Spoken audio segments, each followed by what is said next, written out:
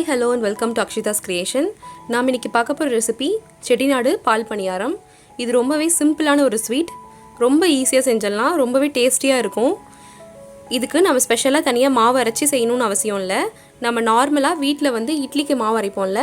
அந்த அன்னைக்கு நம்ம இந்த ஸ்வீட்டை கண்டிப்பா செஞ்சு பார்க்கலாம். ரொம்ப சிம்பிளா செஞ்சிடலாம்.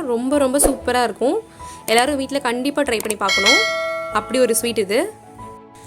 இது ரொம்பவே ஹெல்த்தியான ஒரு ஸ்வீட். ஸோ யார் வேணால் சாப்பிட்லாம், குழந்தைங்க கூட சாப்பிட்லாம், பெரியவங்களும் சாப்பிட்லாம். வாங்க இந்த ரெசிபியை எப்படி செய்கிறதுன்னு சொல்லி பார்க்கலாம்.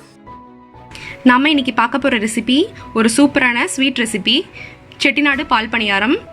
நம்ம யூஸ்வலாக வீட்டில் இட்லிக்கு மாவு அரைப்போம்ல, அந்த அன்றைக்கி நம்ம இந்த ஸ்வீட்டை செஞ்சு பார்க்கலாம். இதுக்குன்னு ஸ்பெஷலாக நீங்கள் மாவு அரைக்க தேவையில்லை. நான் இன்றைக்கி இட்லிக்கு மாவு அரைச்சி வச்சுருக்கேன். ஸோ அந்த மாவை நல்லா ஃப்ரெஷ்ஷாக இருக்க மாவில் லைட்டாக உப்பு போட்டு கலந்து எடுத்து வச்சுருக்கேன். இந்த மாதிரி திக்னஸில் இருக்கணும். அப்போ தான் நம்ம பணியாரம் செய்யும் போது நமக்கு சூப்பராக வரும். மாவு கொஞ்சம் கூட புளிச்சிருக்கக்கூடாது, ரொம்ப ஃப்ரெஷ்ஷாக இருக்கணும். நீங்கள் மாவு அரைச்ச உடனே எடுத்து இந்த பணியாரம் செய்யலாம். அப்போ தான் நமக்கு சூப்பரான பணியாரம் கிடைக்கும். புளிச்சிருந்தா நமக்கு நல்லா வராது. ஸோ ஃப்ரெஷ்ஷாக இருக்க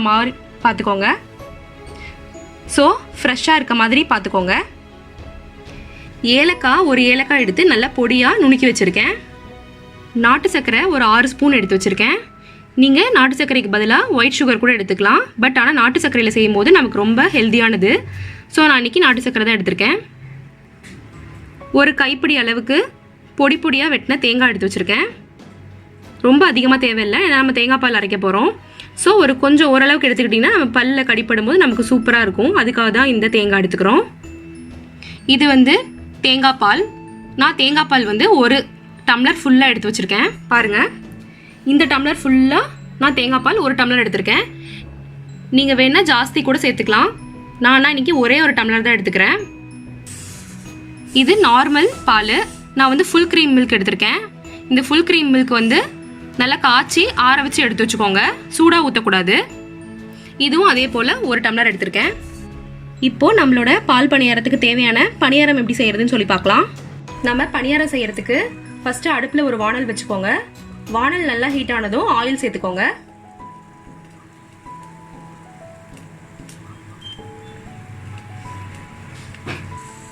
ஆயில் நல்லா ஹீட் ஆயிடுச்சு. இப்போ அடுப்பை மீடியம் ஃப்ளேமில் வச்சு நம்ம பணியாரத்தை போட்டு எடுத்துக்கலாம்.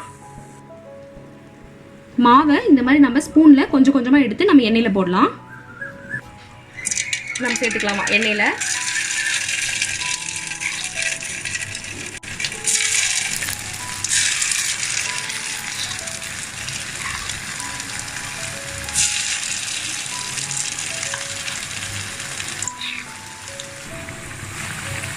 இது நல்லா திருப்பி போட்டுக்கோங்க. திருப்பி போட்டு எல்லா சைடும் நல்லா வேகிற மாதிரி பார்த்துக்கோங்க. இது ரொம்ப கலர் சேஞ்ச் ஆக தேவையில்லை. லைட்டாக கோல்டன் கலரில் வந்தாலே போதும். நம்ம எடுத்துடலாம் நம்ம பணியாரத்தை. இந்த மாதிரி கலரில் நம்ம இறக்கிடலாம். இதே மாதிரி மீதி இருக்க மாவுலையும் பணியாரம் போட்டு எடுத்துக்கோங்க. நல்லா மீடியம் ஃப்ளேமில் வச்சு இதை செய்யுங்க. இந்த பணியாரம் லைட்டாக கோல்டன் கலரில் மாறினோன்னா நம்ம எடுத்துடலாம். ரொம்ப கலர் சேஞ்ச் ஆக தேவையில்லை. இந்த மாதிரி கலர்லேயே எடுத்துக்கோங்க. இப்போது இந்த மாதிரி ஒரு பவுல் எடுத்துக்கோங்க. அந்த பவுலில் ஃபஸ்ட்டு தேங்காய் பால் சேர்த்துக்கோங்க.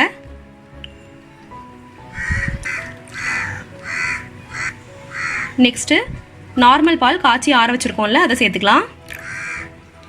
நுணுக்கி வச்சுருக்க ஏலக்காய் சேர்த்துக்கலாம். அடுத்து வச்சுருக்க நாட்டு சர்க்கரை சேர்த்துக்கலாம். நெக்ஸ்ட்டு நம்ம பல்லாக கட் பண்ணி வச்சுருக்க தேங்காய் துண்டுகளை சேர்த்துக்கலாம். இதை ஃபஸ்ட்டு நல்லா மிக்ஸ் பண்ணி விட்டுருங்க. அந்த சர்க்கரை நல்லா கரையட்டும். காய்ச்சின பால் சூடாக இருக்கக்கூடாது. நல்லா ஆற வச்சு எடுத்துக்கோங்க, இல்லைன்னா திரிஞ்சிடும். இப்போது நம்ம சுட்டு வச்சுருக்க பணியாரத்தை சேர்த்துக்கலாம்.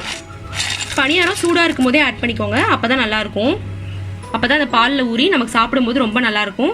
இது ஒரு 1/2 hour நல்லா ஊற வச்சுட்டு அதுக்கப்புறமா நீங்கள் சாப்பிட்டிங்கன்னா ரொம்ப ருசியாக இருக்கும். எல்லோரும் வீட்டில் இதை கண்டிப்பாக ட்ரை பண்ணி பாருங்கள். நான் இதை ஊற வச்சு 1/2 hour ஆயிடுச்சு. நம்மளோட சூப்பரான செட்டிநாடு பால் பணியாரம் தயாராகிடுச்சு. ரொம்பவே டேஸ்டியாக இருக்குது. நீங்களும் கண்டிப்பாக அதை செஞ்சு பார்த்துட்டு எப்படி இருந்துச்சுன்னு சொல்லி உங்களோட கமெண்ட்ஸ் எங்களுக்கு ஷேர் பண்ணுங்கள்.